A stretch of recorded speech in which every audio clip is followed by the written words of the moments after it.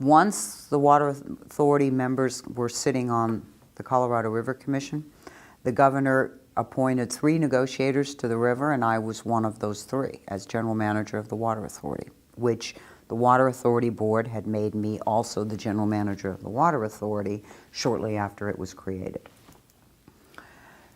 So now this is the 90s, and Bruce Babbitt is Secretary of Interior. And it's interesting how one action triggers another action. When we had filed on the in-state, as we called it at the time, our in-state water project, the groundwater project, the rural counties, as you well know, were less than delighted with the filings and became very vocal and very animated about opposing us.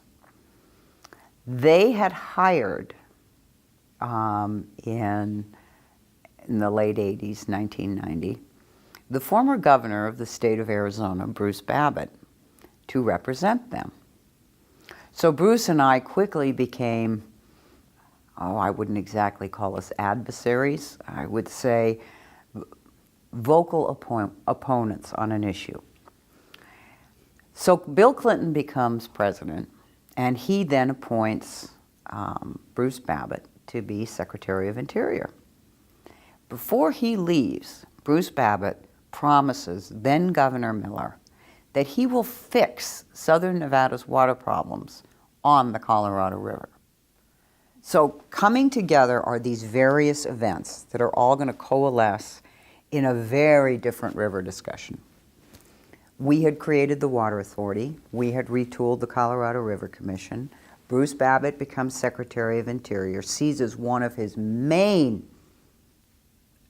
things that he wants to accomplish while in office is making some fundamental changes in how Colorado River water works.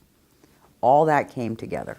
The sum and substance of that was that we ended up with our first set of agreements amongst the states. We created a process where the states could talk to one another and began to forge relationships with the other states. And in 1990, I took a 50-year resource plan to the Water Authority Board that didn't have a drop of in-state water in it. We had gotten the ability to temporarily overuse Lake Mead when it's at certain elevations. We had our first banking arrangement where we paid the state of Arizona to store their unused Colorado River water in their groundwater basins for our future use. So we knew we had a robust portfolio on the Colorado River. Now bear in mind, during that entire period, when you ran probabilities of hydrology on the river, there was 0 probability that a drought, the magnitude of which we've been living with for the last 14 years, was even possible.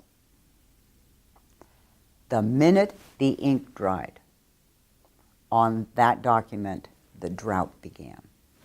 So where I had a robust 50-year resource plan, all from the Colorado River in 1990, or in 2000, we had nothing in 2002.